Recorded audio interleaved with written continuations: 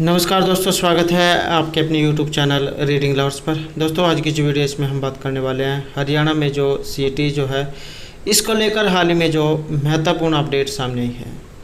तो यहाँ पर हम CET और इसके अलावा जो हरियाणा पुलिस भर्ती है इसको लेकर भी जो एक महत्वपूर्ण अपडेट आई है, तो इस वीडियो में हम इनके बारे में देखने वाले हैं। तो यहाँ पर आप देख सकते हैं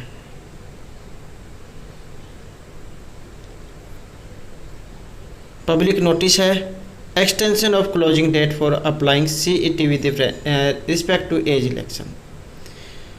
जैसा कि आपको पता है कि हरियाणा में CET को लेकर जो है युवा ये इंतज़ार कर रहे हैं कि कब इसका एग्ज़ाम होगा। तो पहले भी जो है यहाँ पर ये CET जो है इसकी एग्ज़ाम डेट आगे बढ़ाई गई थी। तो अब जो यहाँ पर दोबारा से ये जो CET जो है इसकी डेट आगे बढ़ाई गई है। तो ये आप देख सकते हैं यहाँ पर 20/5/2022 and closing date of fees was 25/5/2022। तो ये डेट आगे बढ़ाई गई थी। उसके बाद जो यहाँ पर ये दोबारा से इसकी जो डेट है ये आगे बढ़ा दी गई है। Now commission has decide to extend the date for applying for CET up to 31/5/22 and the closing date fee will be 6/6/2022। तो ये दोबारा से जो है यहाँ पर ये डेट बढ़ चुकी है। 31/5/2022 तक आप इसके लिए अप्लाई कर सकते हैं और 6/6/2022 यहाँ पर लास्ट डेट इसकी रखी गई है। तो ये जो नोटिस है HSC की वेबसाइट से है। तो ये तो यहाँ पर ये CET के जो एग्ज़ाम डेट जो है ये आगे ये फॉर्म फिल करने की जो डेट है ये आगे बढ़ चुकी है। अब जो यहाँ पर ये कब एग्ज़ाम होगा इसको लेकर भी जो है हाल ही में महत्वपूर्ण जो अपडेट है ये सामने आई है। तो यहाँ पर आप देख सकते हैं हरियाणा में CET परीक्षा जुलाई या अगस्त में होगी। मुख्यमंत्री का जो यहाँ पर ये बयान है, क्या कुछ पूरा मामला है तो देख सकते हैं। दैनिक सवेरा के सवाल का जवाब देते हुए कहा कि CET पॉलिसी जारी कर दी गई है। तो हरियाणा में नौकरियों के इंतजार में बैठे 9 लाख युवाओं के लिए कॉमन एलिजिबिलिटी टेस्ट CET आगामी जुलाई अगस्त में होगा। यह घोषणा मुख्यमंत्री मनोहर लाल ने शुक्रवार को यहाँ प्रेस कॉन्फ्रेंस में दी और इसके जवाब में जो पूछा गया था कि भाजपा के पिछले 5 साल के शासन में ये जो पिछला 5 साल का जो शासन है इसमें हरियाणा कर्मचारी चयन आयोग ने लगभग ये 75,000 से 77,000 भर्तियाँ की थी। तब चुनाव में बड़ा विषय था कि पारदर्शी तरीके से नौकरियाँ मेरिट पर दी। पार्टी को उसका लाभ मिला और सत्य में आई। यही कारण है कि दूसरे कार्यकाल में उतनी तेज़ी से ये भर्तियाँ नहीं हो पाई।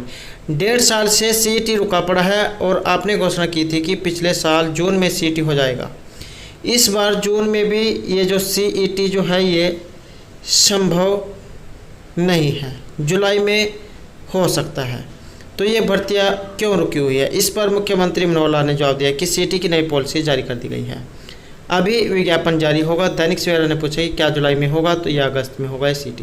तो मुख्यमंत्री ने जवाब दिया कि हरियाणा कर्मचारी चयन आयोग शेड्यूल बना रहा है, जुलाई अगस्त में हो जाएगा, उसमें कोई दिक्कत नहीं है। CET में कैसे ही टेस्ट होगा और जैसे ही टेस्ट होगा नियुक्तियाँ तुरंत होगी, क्योंकि इंटरव्यू तो होना नहीं है, इसलिए इंटरव्यू ना होने के कारण से भर्तियाँ जल्द होंगी। CET में 2 एग्ज़ाम होते हैं, ग्रुप C में 2 एग्ज़ाम होंगे, एक टेस्ट सभी का सामूहिक होगा और CET में क्वालिफाई करने वालों को पोस्ट के अनुसार 4 गुना बढ़ाकर दूसरा एग्ज़ाम होगा।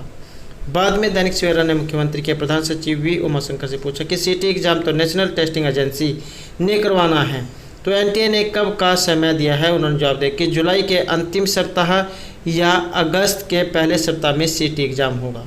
दैनिक सवेरा पूछे कि जून में कोई संभावना है, तो उन्होंने कहा कि नहीं है। तो ये तो यहाँ पर बात है 100% सही हो गया कि यहाँ पर आपका जो एग्ज़ाम है ये जून में तो नहीं होगा। अब आगे जुलाई या अगस्त में होने की संभावना यहाँ पर जताई जा रही है। तो देखते हैं अब आगे आपका एग्ज़ाम ये कब होगा। नेक्स्ट जो यहाँ पर अपडेट आई है ये हरियाणा पुलिस का जो एग्ज़ाम है उसको लेकर आई है।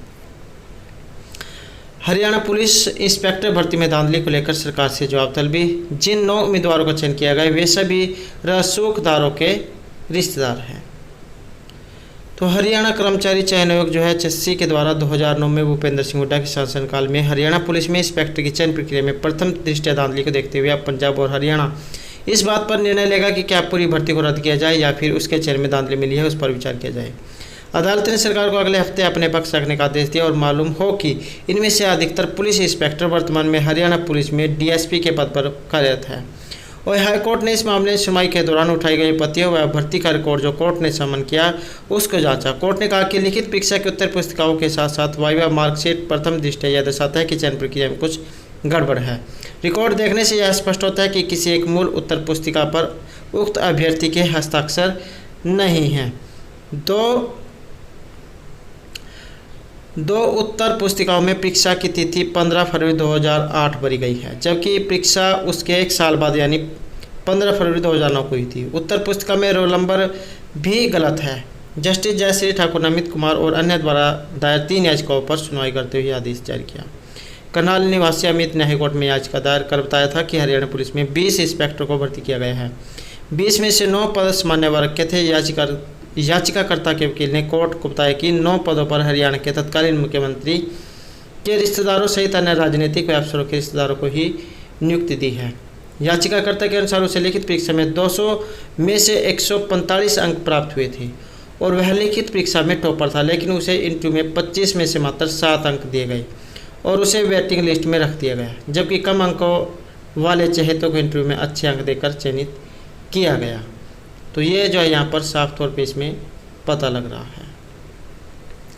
तो ये जो है यहाँ पर महत्वपूर्ण अपडेट सामने आई है। और दोस्तों, अगर आपने अब तक हमारे चैनल को सब्सक्राइब नहीं किया तो सब्सक्राइब कर ले इस प्रकार की महत्वपूर्ण अपडेट को पाने के लिए और हमारे साथ अंत बनाने के लिए धन्यवाद।